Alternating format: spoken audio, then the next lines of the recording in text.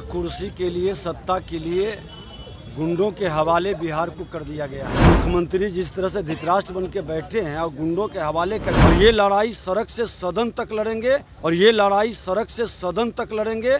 आप सभी दर्शकों का बिहार टॉप पे स्वागत है। मैं हूं आपके साथ रत्नेश पांडे। देखिए, बिहार में हत्याओं का दौर शुरू हो गया है। ये कहना बिल्कुल भी गलत नहीं होगा, क्योंकि तस्वीरें और जिस तरीके से जो खबरें आ रही हैं उससे कहीं ना कहीं बिहार अब दहलना शुरू हो गया है। सबसे पहले हम बातचीत करेंगे करीब 1.5 महीने पहले बेगूसराय की वो घटना आप सभी ने भूली नहीं होगी, जहां पर लगभग 3-4 किलोमीटर के दायरे में तबातोड़ फायरिंग हुई। हथियार लहराते 5 बाइक सवार निकले थे और उन्होंने तकरीबन 6 किलोमीटर 7 किलोमीटर के एरिया में तबातोड़ फायरिंग किया था। कई बेकसूरों की गोली लगी थी और कई लोगों की मौत उसमें हो गई थी। इस घटना के बाद बेगूसराय ही नहीं, पूरा बिहार दहल उठा था।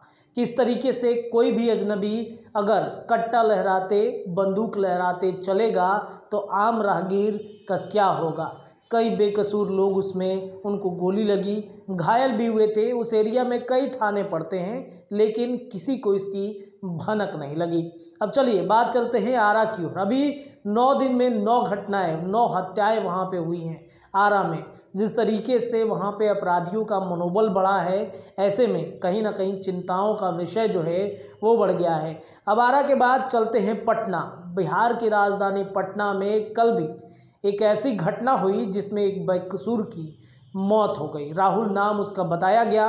पटना के करबिगैया की ये घटना है, जहां पे दिन दहाड़े कट्टा लहराते एक युवक आता है, 2 युवक आते हैं और तबातोड़ फायरिंग करने लगते हैं। बताया गया कि वो वसूली करने आया था दुकानदारों से और उसी वसूली के कारण झड़प हुआ और झड़प में एक बेकसूर की गोली लगने से मौत हो गई।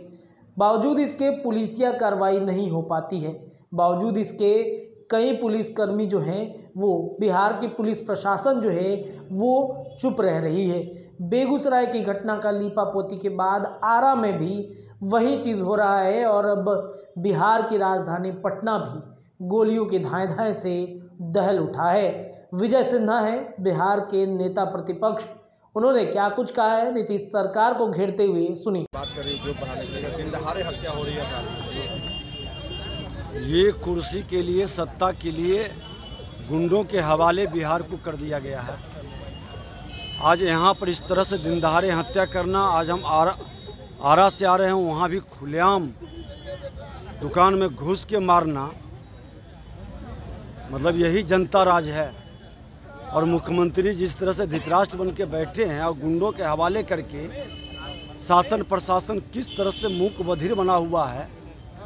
प्रेस मीडिया पर भी अंकुश लगाई जाती है कि न्यूज़ को किसी तरह से दाबा जाए, और इस तरह की घटना को अगर जो नहीं रोका गया तो अब जनता रोड पर उतर करके इस भ्रष्ट शासन में बैठे हुए लोगों को खदेड़ेगा।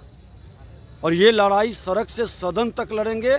इस तरह से गुंडा राज स्थापित करने वाले को सत्ता से बाहर करना होगा।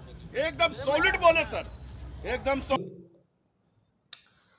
तो विजय सिन्हा को सुना आपने। उन्होंने स्पष्ट रूप से कहा कि बिहार अब जो है हत्याओं के दौर से गुजर रहा है और नीतीश कुमार धृतराष्ट्र बनकर सबको चुपचाप देखते हुए नजर आ रहे हैं।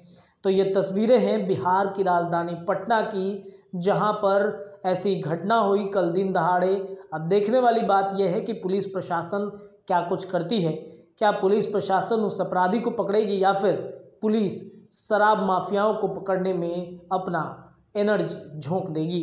फिलहाल के लिए इतना ही। आप देखते रहिए द बिहार टॉप। हमारे चैनल को सब्सक्राइब कीजिए, हमारे पेज को लाइक कीजिए, अपनी राय जरूर दीजिएगा। बहुत बहुत धन्यवाद।